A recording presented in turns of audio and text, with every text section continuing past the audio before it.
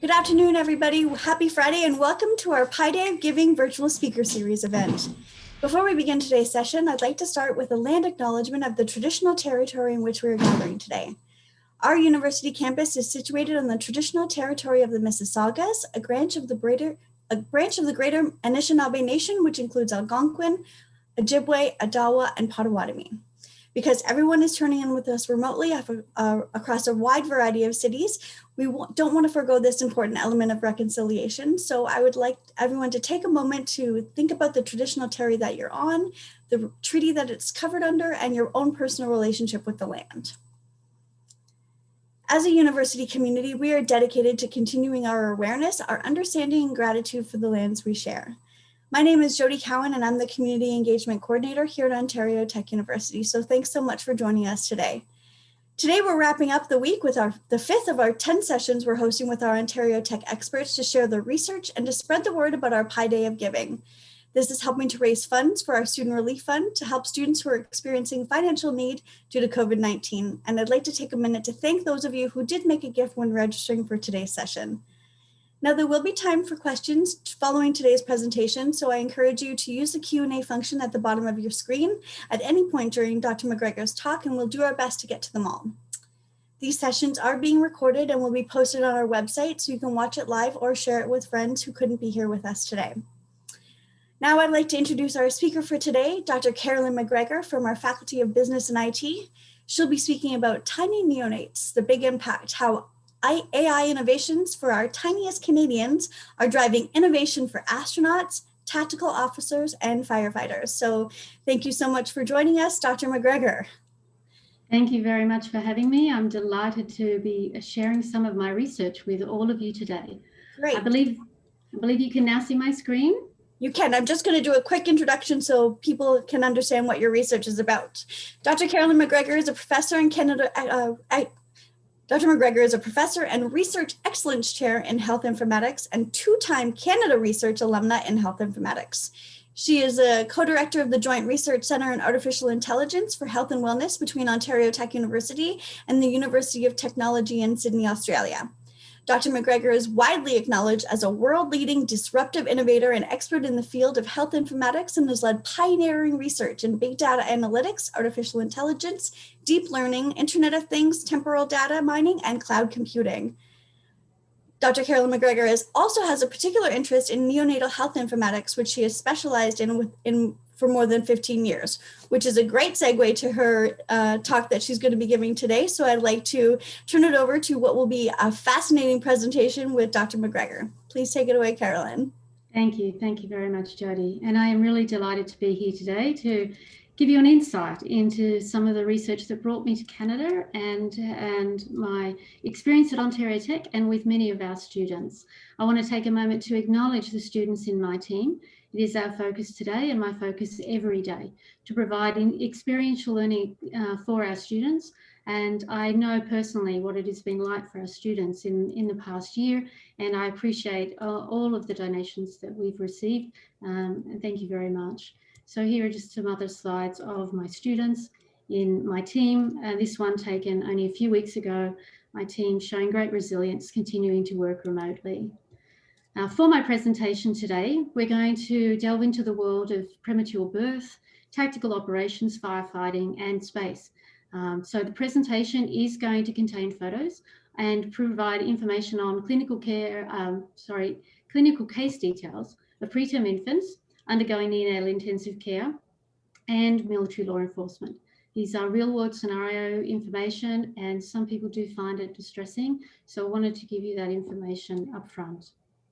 So first of all, I want to take you into the world of neonates where my research began. I was introduced to a neonatologist around the turn of the millennium who really felt that they could utilize the data at the bedside in a much more efficient way than they were at the time. They used those second-by-second heart rate and breathing information to make sure the child is still alive. But he really felt that there were subtle clues, indications that the baby's conditions were starting to change and that they were starting to become unwell, and really wanted to look at new computing tools that we could develop for that. And to give you an indication of why this is so important, I do have a clinical case to present to you And I want to just go through that now. So here is a case that happened only even a couple of years ago, just giving that example. That was an extremely preterm infant born on day 10 of life. They were stable, a little bit lethargic on a morning round, and sepsis, which is a hospital-acquired infection, was suspected and antibiotics were commenced at that point, but unfortunately the child passed away 14 days later. This isn't the child that's in the photo, I do want to clarify that, but it gives you information about this clinical case. This occurred in Australia, and 2 days later, a similar case occurred in my collaborating hospital here at McMaster Children's Hospital in Hamilton. However, in that hospital, we do have my Artemis platform running, and we were able to capture information about a very similar case. What happens at that time, though, is that clinicians need to act very rapidly in trying to understand two things. How can they keep the baby alive, and what has actually happened, and do they need help with? Do they need to give them antibiotics? Do they need to give them more blood? They're trying to troubleshoot in a very challenging environment. And I want to just clarify some of the things that can happen with these babies. The babies, when they're born early, it's not just that they're small. They have a number of organs and elements in their body that is still trying to develop. They can develop a condition called retinopathy of prematurity, which is when there is a detachment of the retina, particularly if they're born before 32 weeks. That is a possibility. Their brain is still developing and learning how to sleep-wake cycle. As was mentioned in that case I just presented, they could have late onset neonatal sepsis. They can also have an issue where, because of the blood draws, they don't have enough blood, or they can have other issues with hemoglobin levels in their blood. That's the anemia one. Apnea of prematurity is when they can forget to breathe because their brainstem isn't developed. They can also acquire infection during the birthing process, which is the early onset neonatal sepsis. And this is just a small collection of what can happen with these children. So the clinicians at the bedside are trying to understand what it likely could be using clinical clues, and they have to draw blood and take other specimens for the baby to see if they can get some clues. But what we also know at the bedside is the baby's being monitored at very high frequencies, and the numbers are displaying, as you saw in that past photo, at the bedside. So a heart rate of a baby is roughly double that of an adult, so 130 beats a minute. But a heart rate value is recorded every second as well. So there are 7,800 beats every hour.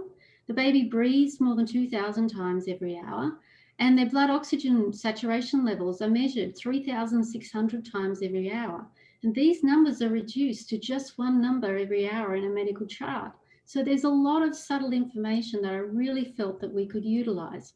So back soon after I arrived in Canada, I worked on a collaboration to establish a prototype of a new system. It was named Artemis after the Greek goddess of childbearing, where we just used the existing monitors that were at the bed space and connected to them, gathered information for them. But this is a very high volume of data, and it required some new computing techniques that I developed in partnership with IBM through a $3.5 million partnership to try and look at ways that we could create systemic platforms to be able to look at those high frequency heart rate and breathing and blood oxygen levels and say, for all of these different conditions they develop, are there very subtle patterns that we can find, or even obvious patterns that we can find that help them when they're trying to understand what's happening with the baby.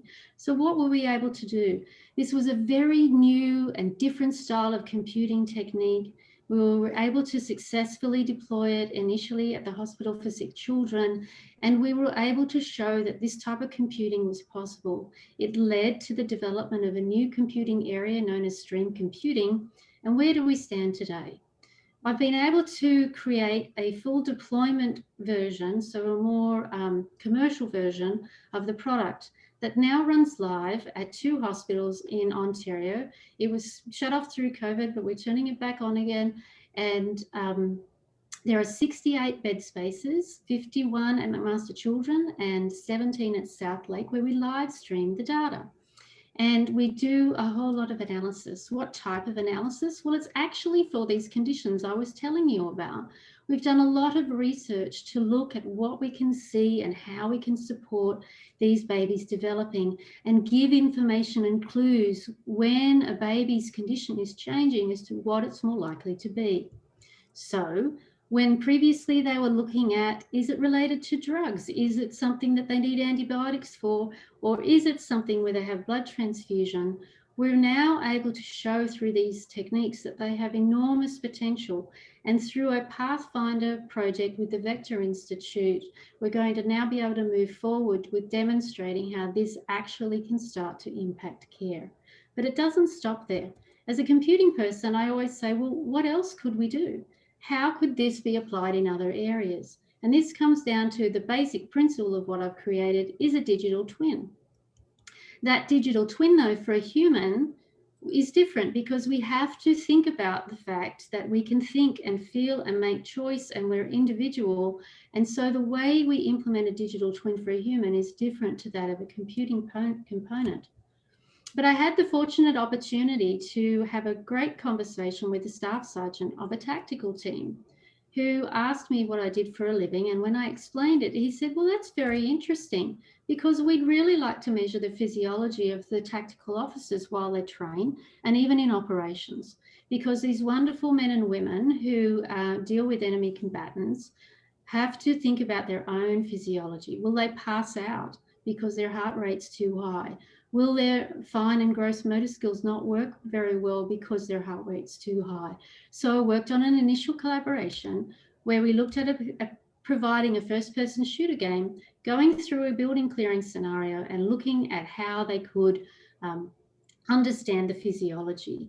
I've been able to utilize the great facilities that we have on campus to work on some very unique research internationally in our climatic chambers. It started off with joining with Durham College to start to monitor the firefighters while they train. And in plus 50 degrees, minus 20 degrees, various scenarios, how can we monitor them to train? But I was able to take it one step further. This is a schematic of the climate chambers that we have in ACE.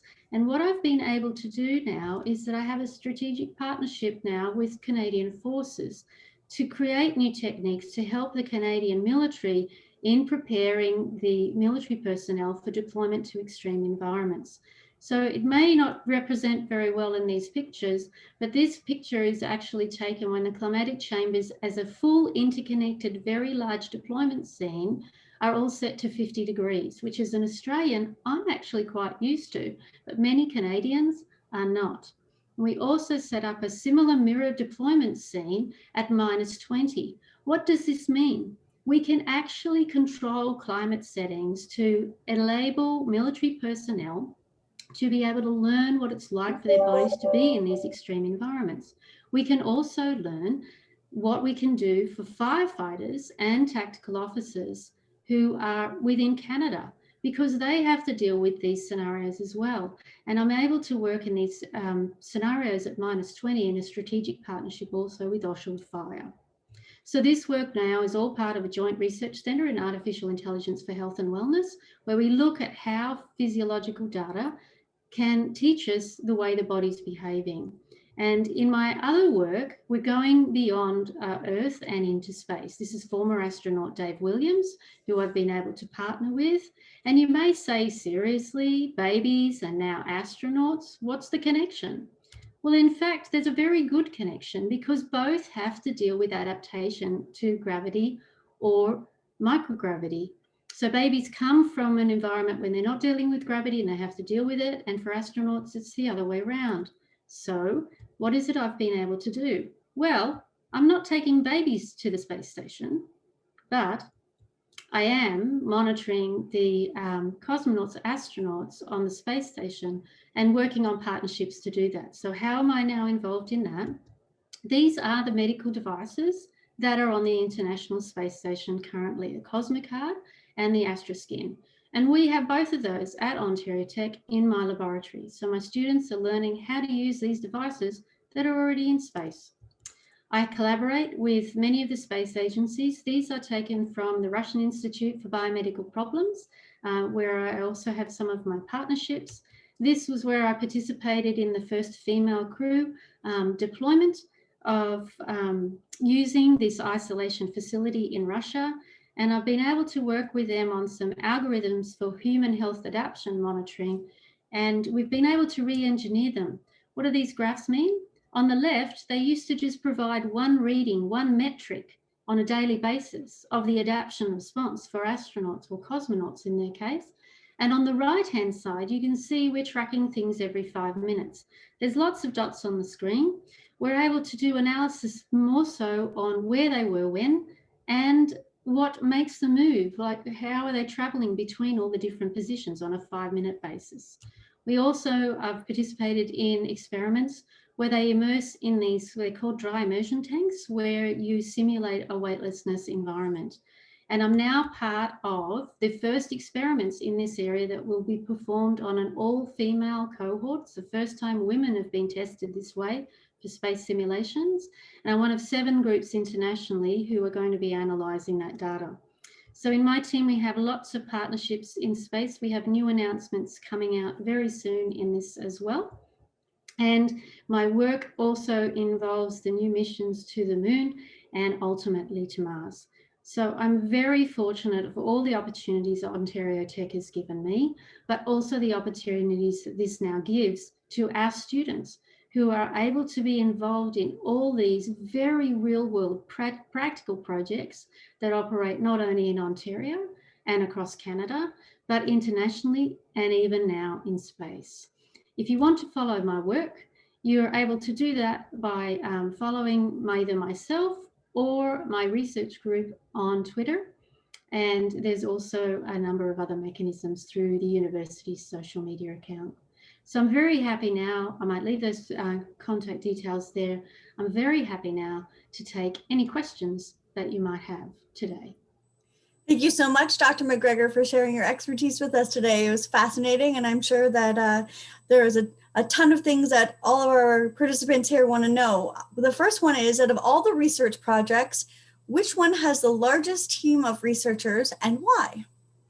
Well, that's a really great question. At the moment, the largest team of researchers are working on our military deployment one, mainly because I need a very broad range of researchers. I need human factors researchers, exercise physiologists, firefighter tactical military specialists, and then I need computer science scientists, engineers, and visualizations for analytics students. And so you can see that there are so many disciplinaries. The Controlled Climate Group in ACE, this is quite a large, complex project with a lot of interconnected components. Beyond that project, the Artemis project with the Neonates has the most people who have been involved in the project over an extended period of time because of all the different conditions that we've been looking at. And again, all the different skill sets that you need to be able to deploy a solution in the medical space with lots of real-time networking questions, computer science. So we really do bring together consistently very diverse teams of people. We have a lot of questions. People are very curious about all the work that you guys are doing with the astronauts. So the first one I've got is, given the prevalence of blood clots and other conditions astronauts commonly face, how does the information you collect make the distinction between conditions that require evacuation to Earth versus the condition that can be ignored or dealt with on board? That's a really great question and a very important question, particularly depending on how close they are to Earth. So on the International Space Station, you can make different decisions about evacuation to Earth and at different time points to those you would make on the moon or particularly to Mars. So in my work, a lot of our focus is on getting clues from what's called cardiovascular deconditioning. So we have a lot of experience in looking at heart rate and breathing and blood oxygen saturation.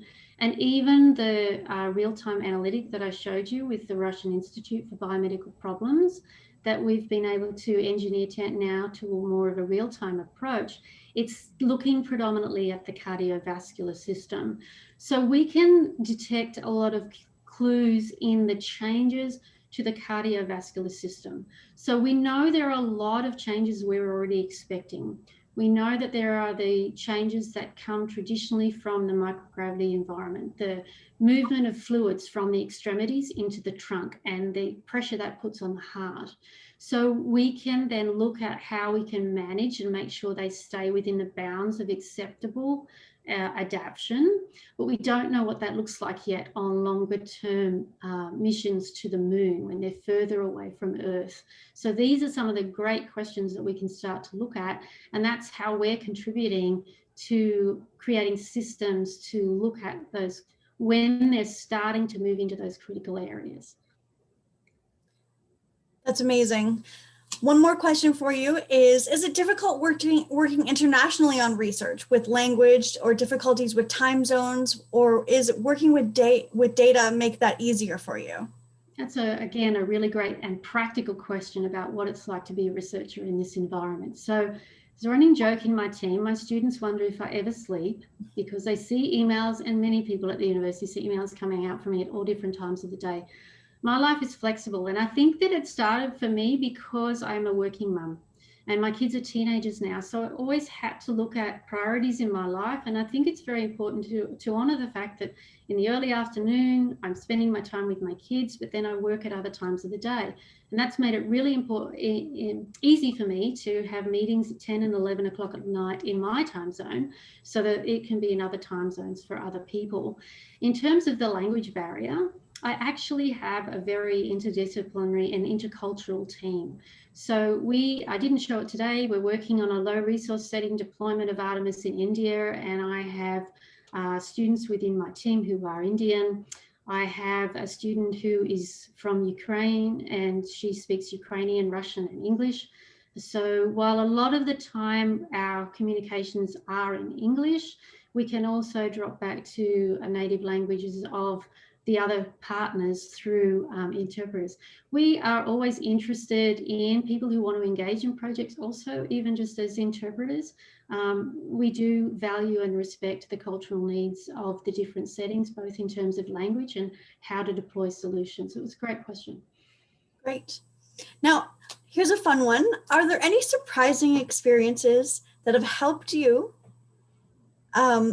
be successful across so many different industries? You kind of have your finger in a lot of different pots. So that's I think one of the surprising experiences is been getting to know people that they don't just have that skill set that you initially speak to, but you find life experiences enables them to have other experiences. So for example, the tactical staff sergeant that I collaborate with also has expertise in diving.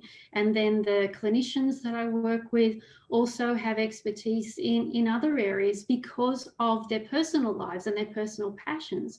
And what's always interesting when you speak to people, and we all have to realize that ourselves, we all bring to problem solving experiences from all aspects of our lives.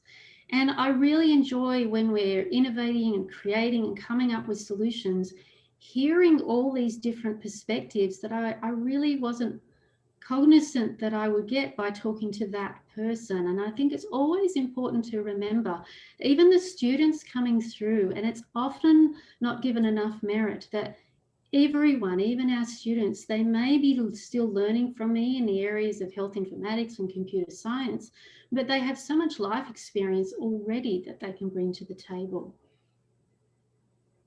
Now, here's a fun question to circle back to the time zone question. Mm-hmm. Do you think that remote learning has helped people realize the benefit of flexible work times? And is it working for your research team? What's your big secret? Mm-hmm. Great question. I think that there are positives and negatives to the remote learning. And one of the things that I benefited from prior to COVID was that I recognized that I need time to work with people and actively be engaged with them, and I needed time away. But that time away didn't mean that I had to be disconnected.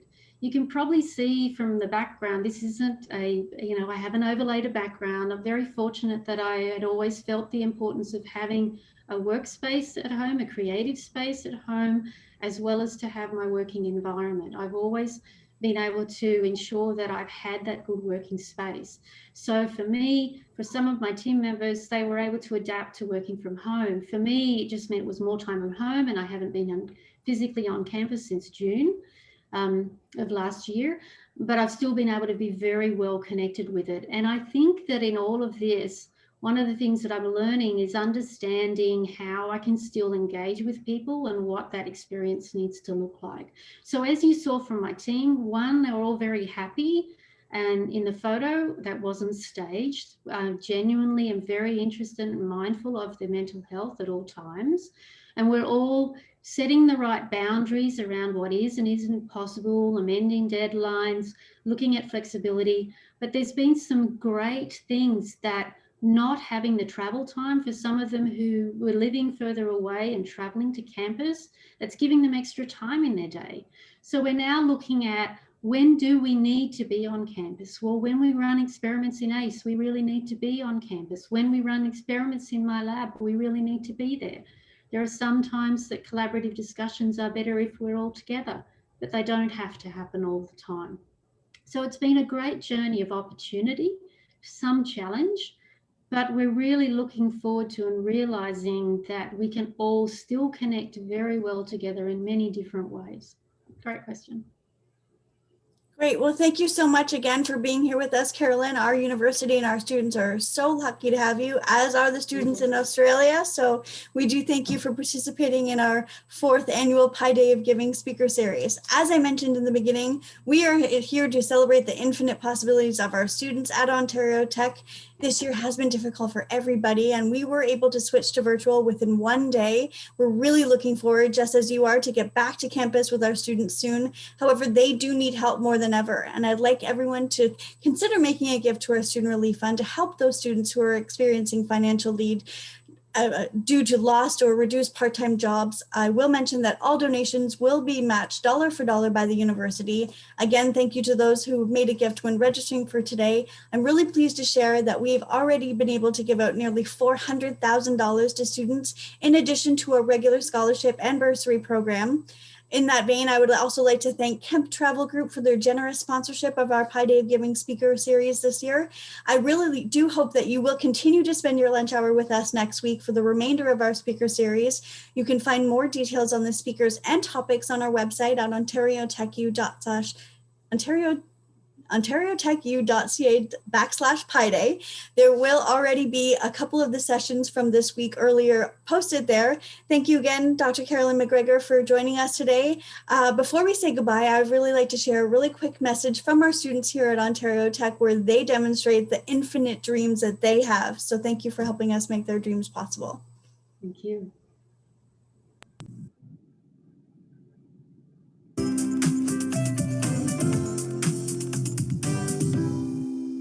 On March 14th, you can help support my dreams. Knowledge is infectious, and my dream is to teach. My dream is to educate young students about the benefits of physical activity so that they can adopt these practices into their daily lives. My goal is to contribute to innovative technologies that leave a lasting impact on society. On Pi Day, join our circle and support students like me. I want to help save people from natural disasters. I want to be part of engineering projects that help make tech be your best friend. I want to develop technology to aid in space exploration. I aspire to design aerodynamic race cars to shape the future of Formula One racing. Just like the values of Pi, opportunities for students like me are endless, so join us.